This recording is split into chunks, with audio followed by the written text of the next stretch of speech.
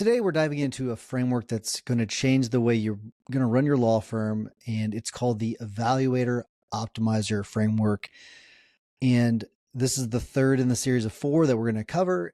I do want to say that you're going to be using probably all 4 of these. This is one of the many that's going to help transform your practice.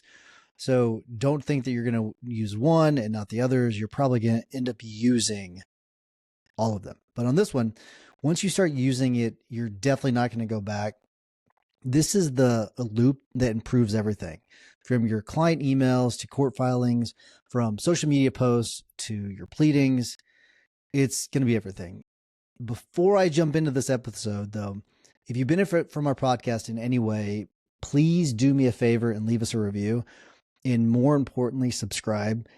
Over 80% of our listeners are not subscribed, which is a shocking number to me. And I'd really love to get that number down under 50% by the end of the year. So if you don't mind, please hit the subscribe button. This lets the algorithms know that this is a show worth showing to more people. Thank you so much for doing that.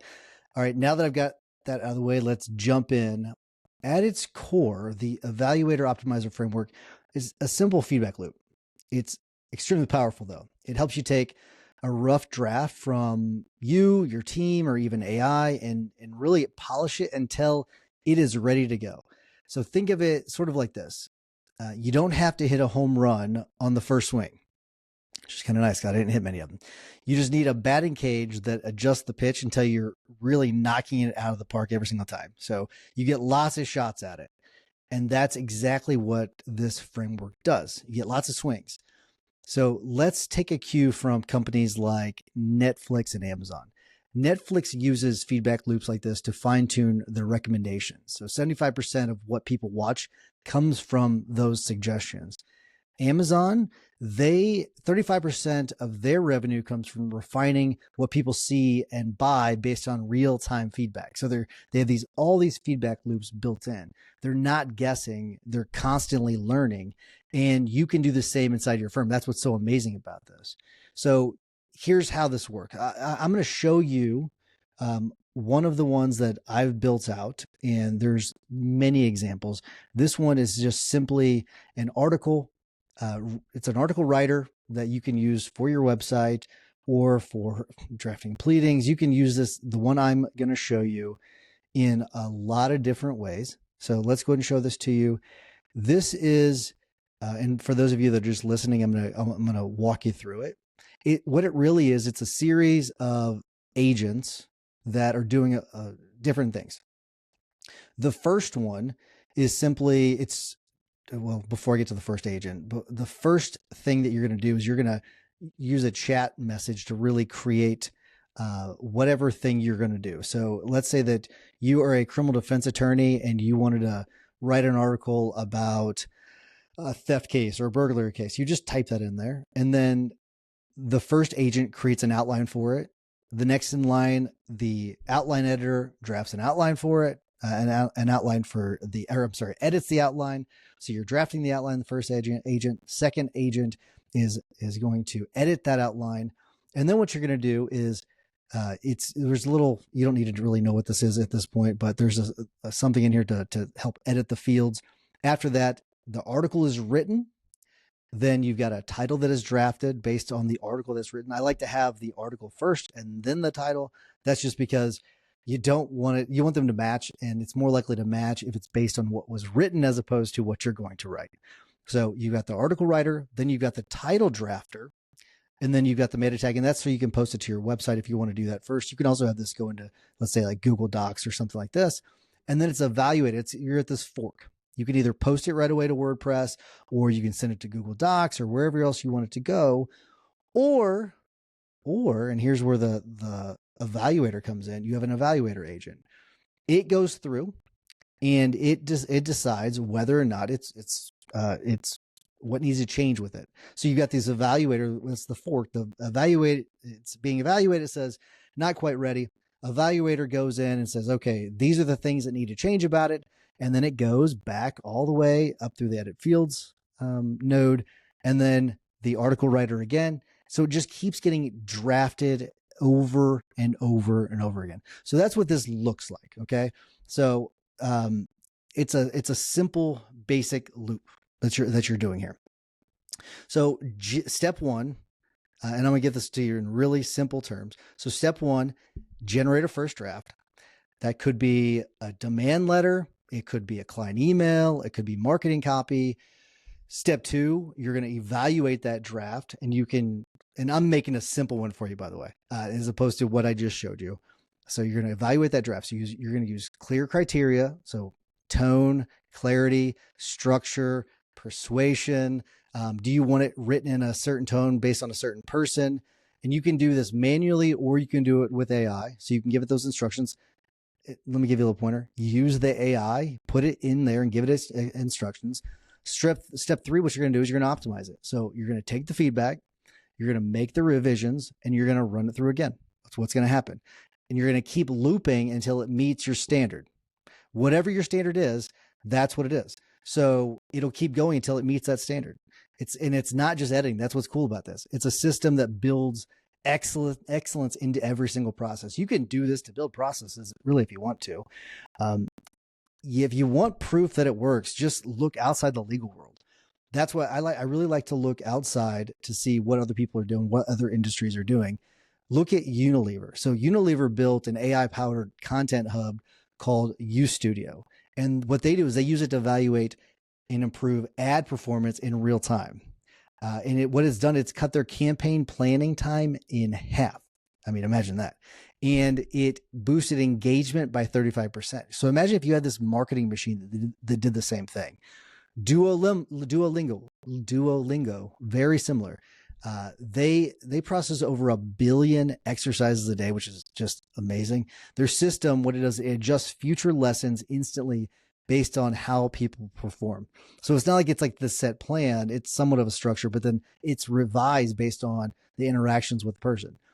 So like if Unilever, if they can do that with shampoo and Spanish verbs, Duolingo, then you can do it with pleadings. You can do it with client communications. You can do it with your marketing. So how is this something that you implement? Well, first, you're going to define what great looks like to you, right? You have to figure out what that standard is. And you're going to set those clear standards for your content or your documents, just as if you would do this for one of your associates or one of your marketing people. You do the same thing. And then second, you're going to set up your system. That's an important part of this. You have to set up the system. Who or what creates the draft? Who or what evaluates it? Who or what optimizes it? And I would say make all those whats as opposed to who's. So the who not how has now become the what not how, because the what's can do this work as opposed to the who's. Third, automate the loop, right? So you're going to use tools like N8N, you can use Make, you can use Zapier, there's many of them, but use those to connect the dots. And if, like I said in the previous episode, start small with this. You're going to want to use it for things like intake emails, maybe engagement letters, and really lower level stuff, and just refine the process and then scale it up. So let's talk some numbers. So firms using continuous improvement processes, they see an average return of about $6,000 per employee. It's pretty crazy. AI generated content gets more engagement too, which is pretty interesting. So 5.87% versus 4.82% for human only content, which what that means is it's cheaper because the AI is going to be cheaper and it's going to get better performance. Is it knocking out of the park that much better? No, but it's better than what you're paying for now. So in here, let's talk about feedback loops. So they have been shown to reduce correction time by about 70% in software testing. So that's a pretty cool thing. And that's something software companies have been dealing with for years. So for law firms, that's going to mean fewer mistakes, faster delivery, and hopefully what we're talking about is better client outcomes. And some people might be saying, okay, well, because I want to go through some of these concerns that maybe you have. Well, isn't AI just going to amplify its own mistakes? Well, it's only if you let it, right? That's why human oversight is really, really important here. You let the AI move fast, but you give it bumpers. That's important. Another question that we always get, do I always need a human involved? Not always. I would say for high stakes tasks, AI is going to give you the speed but humans are going to add that nuance that's really important. But the combination is what's going to work best.